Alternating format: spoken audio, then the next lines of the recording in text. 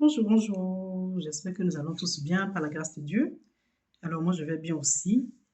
Et aujourd'hui, je viens te rendre deux petits témoignages. Amen.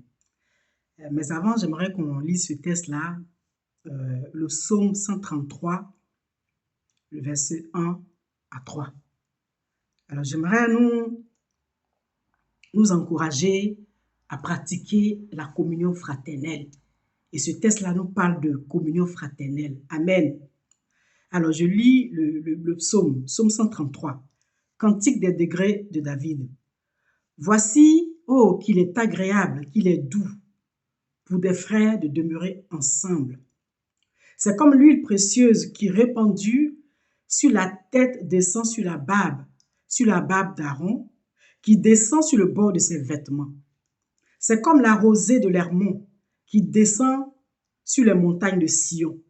C'est là que l'Éternel envoie la bénédiction, la vie pour l'éternité. C'est là, c'est dans ce temps de communion fraternelle que le Seigneur nous envoie la bénédiction, la vie pour l'éternité. Amen. Alors, j'aimerais te partager deux témoignages, comme je l'ai dit tantôt. Alors, il y a déjà un moment de cela, je cherchais du travail. Voilà, moi, c'est dans ce domaine-là que je suis beaucoup attaquée. Mais Dieu fait toujours grâce aussi. Amen.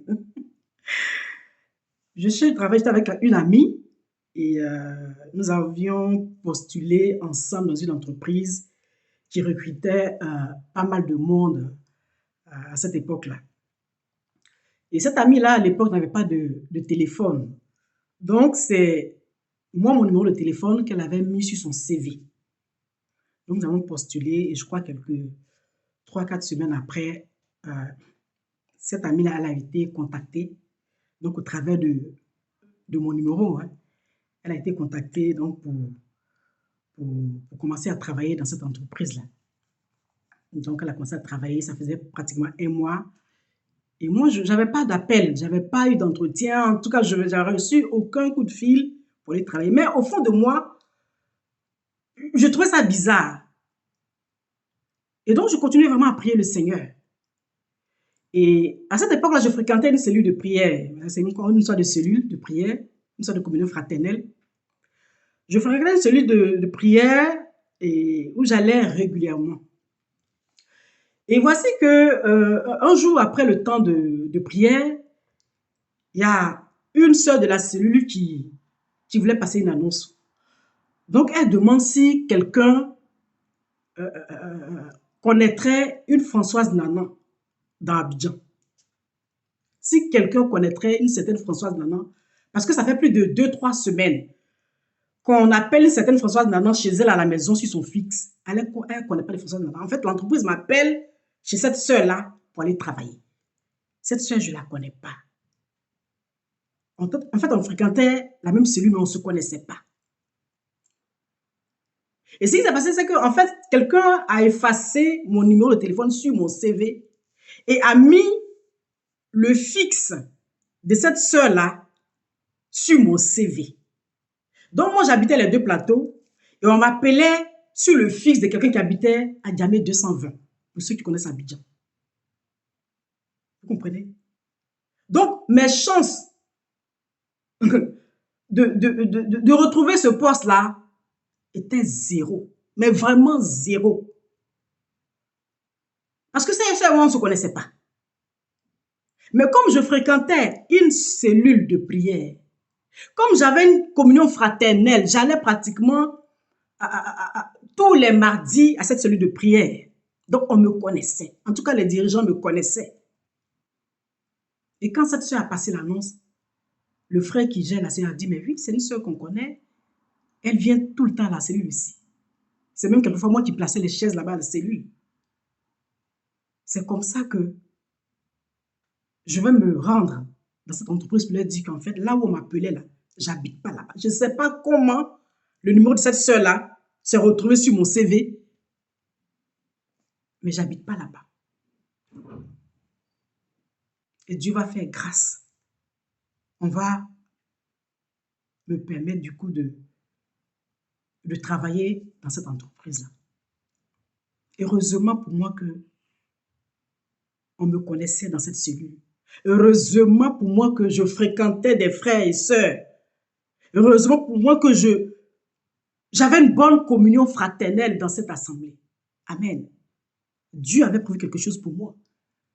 Mais l'ennemi a failli me faire rater ce poste-là. Le Seigneur nous dit qu'il est doux, il est bon pour nous de demeurer ensemble. Parce que c'est dans ce temps de communion fraternelle que Dieu nous envoie sa bénédiction. Et c'est ce que j'ai vécu. Amen. Et il y a un autre témoignage que je vais vous rendre il n'y a pas très longtemps que j'ai vécu cela. Je devais voyager avec ma fille et il me manquait un document donc pour qu'elle puisse prendre le vol avec moi. Et depuis un mois, j'ai préparé mon voyage, mais j'avais pas, en fait, j'avais même pas eu l'idée de prendre ce document. J'avais fait toutes les démarches possibles, mais en fait, c'est bizarre, mais personne n'a pu me dire, jusqu'à la veille de mon voyage, quel document je devais prendre pour que ma fille puisse sortir du territoire, en fait. Parce que la situation était un peu compliquée. Et voici que, je crois, le vendredi, avant mon voyage, j'avais appelé la gendarmerie pour qu'on me dise si eux, ils peuvent me donner un document qui me permet de sortir avec ma fille. Ils m'ont dit non, de voir la préfecture.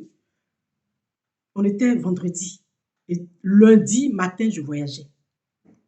Et donc, je vais au culte dimanche et après le culte, j'ai à cœur d'aller me confier à un frère avec qui je parle souvent.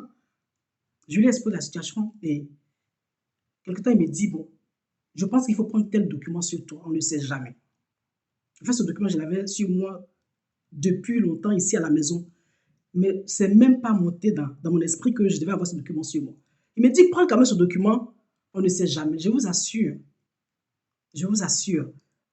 quand on devait passer le poste de contrôle, c'est ce document qu'on m'a demandé. Le document que le frère m'a conseillé, c'est ce document qu'on m'a demandé pour que ma fille puisse prendre le vol avec moi. Vous comprenez? C'est dans ce temps de communion fraternelle que le Seigneur nous parle. C'est dans ce temps de communion fraternelle que le Seigneur va utiliser un frère, une sœur, pour nous donner la réponse qu'on attend. Il dit c'est dans ce temps-là, dans ce temps de communion fraternelle que Dieu envoie la bénédiction, la vie. C'est dans ce temps que le Seigneur vient nous abreuver, qui vient nous donner une direction. Je sais qu'il peut nous arriver tous, hein, un dimanche ou un jour de celui d'être fatigué, on ne peut vraiment pas nous rendre à l'église ou à la cellule. Ça peut arriver à n'importe qui. Mais gardons nos cellules, gardons notre assemblée, restons, demeurons dans nos assemblées, demeurons dans nos cellules. C'est dans ces temps de communion fraternelle que le Seigneur nous envoie des solutions. Amen. Alors, j'espère que la vidéo là te fait du bien. J'espère que ce petit message là te fait du bien. Toi qui étais parti de ton assemblée, toi qui ne voulais plus fréquenter ta cellule, à moins que ce soit le Seigneur qui te l'ait demandé, reviens dans ton assemblée, reviens dans ta cellule. Le Seigneur a certainement, selon sa parole, des choses qu'il va te donner dans les temps de communion fraternelle que tu as dans ton assemblée. Amen. Que le Seigneur nous garde, que le Seigneur nous bénisse. Et je vous dis à très bientôt. Au revoir.